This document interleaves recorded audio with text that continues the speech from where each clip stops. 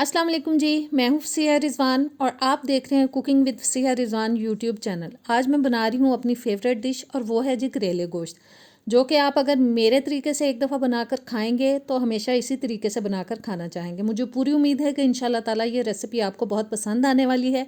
तो इससे पहले कि रेसिपी शुरू की जाए, चैनल पर नए हैं तो प्लीज़ सब्सक्राइब करें, बेल के बटन को प्रेस करें ताकि नई वीडियोस आप तक आती रहें। वीडियो अच्छी लगे तो एंड में इसको लाइक और शेयर भी ज़रूर कर दीजिएगा। तो आइए बिस्मिल्लाह करते हैं। 1 किलो जो मैंने ले लिए करेले, उनको छील के लंबा लंबा सा काट लिया और खुले पानी में 2 से 3 टेबलस्पून नमक डाल के मैंने इनको भिगो दिया था 1 घंटा पहले। छिलके को भी मैंने नमक लगा के रख दिया था और फिर इनको अच्छी तरह से वॉश करके निचोड़ के हाथों से इनका सारा पानी मैंने निकाल दिया। और अब हम करते हैं कुकिंग स्टार्ट। पैन के अंदर मैं डाल रही हूँ 3/4 कप कुकिंग ऑयल।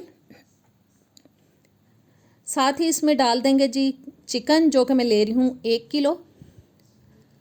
आप चाहें तो बोनलेस चिकन के साथ भी इसको बना सकते हैं। मैं हड्डी वाला चिकन ले रही हूँ और इसको अब हमें फ्राई करना है दरमियानी आंच पर। इतना फ्राई करना है कि बोटियों के अंदर हल्का हल्का सा गोल्डन ब्राउन सा कलर आ जाए और तकरीबन उसमें 7 से 8 मिनट लगेंगे आपको फ्राई करते हुए। बीच बीच में इसको हिलाते जाएंगे, बोटियों की साइड चेंज करा करा के हमें अच्छी तरह से इसको फ्राई करना है। फ्राई करने से चिकन की स्मेल भी चली जाएगी और इसका टेस्ट भी बहुत मज़े का आएगा। और देखें बोटियों के अंदर कलर आता जा रहा है, थोड़ा सा बस मैं और फ्राई करूँगी। और 7-8 मिनट मैंने इसको फ्राई कर लिया तकरीबन। और जी अब मैं सारी बोटियाँ इसमें से निकाल लूँगी ऑयल में से। बस चिकन सारा निकाल लेना है ऑयल के अंदर से।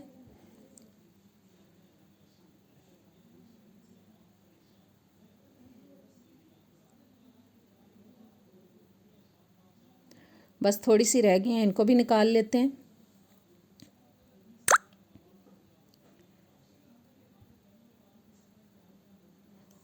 और जी चिकन को निकालने के बाद अब हम डालेंगे इसके अंदर करेले, और ये जा रहे हैं इसके अंदर करेले।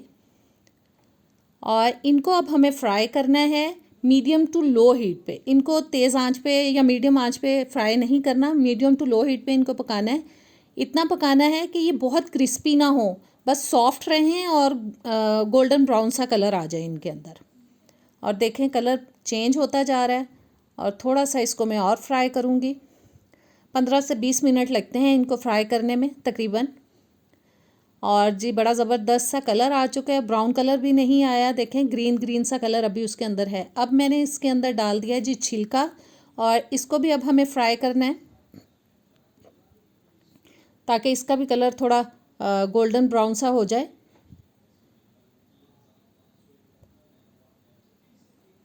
और बस हिलाती जा रही हूँ इसको बीच बीच में मैं। और छिलका भी हमारा फ्राई हो चुका है। और अब हम डालेंगे जी इसके अंदर 1 टेबलस्पून मैं डाल रही हूँ सूखा धनिया पाउडर। 3 टमाटर लेके मैंने उनकी प्यूरी बना ली थी, वो डाल दिए। आधा टीस्पून डाल रही हूँ हल्दी पाउडर। 1 टीस्पून लाल मिर्च का पाउडर।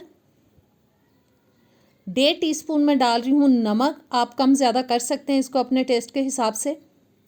और 1 टेबलस्पून मैंने डाल दिया है कुटी हुई लाल मिर्च का। 4 से 5 टेबलस्पून मैंने दही डाल दिया फेंट के अच्छी तरह से। और 1 टेबलस्पून मैं डाल रही हूँ इसके अंदर लेमन जूस। और बस अब हम इन सारी चीज़ों को बहुत अच्छी तरह से मिक्स कर लेंगे। और सब मसालों को मिक्स करने के बाद इसको अब हम करेंगे जी ऊपर से कवर, और कवर करके हमें इसको पकाना है तकरीबन 8 से 10 मिनट के लिए मीडियम टू लो हीट पे। तकरीबन 10 मिनट मैंने इसको पकाया और देखें जी मसाले अच्छी तरह से पक चुके हैं, टमाटर पक चुके हैं। और अब हम शामिल करेंगे इसके अंदर चिकन, जो ऑलरेडी हम फ्राई कर चुके हैं, हाफ कुक हुआ है ये। और साथ ही इसमें मैं डाल रही हूँ 2 बड़े साइज़ के स्लाइसिस में कटे हुए प्याज। बहुत अच्छी तरह से अब हमें इनको मिक्स करना है, दोनों चीज़ों को, चिकन को और प्याज को करेलों के साथ।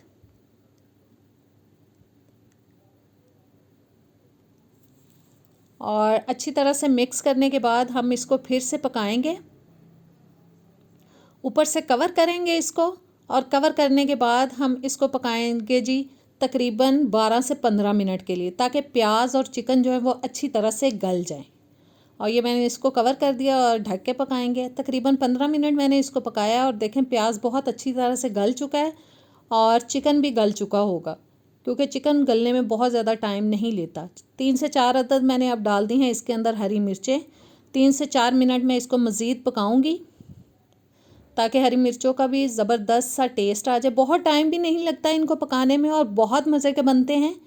आप इनको ज़रूर ट्राई कीजिएगा और मुझे कमेंट्स में ज़रूर बताया करें। रेसिपीज़ अच्छी लगती हैं नहीं लगती, लेकिन कमेंट्स में ज़रूर बताया करें।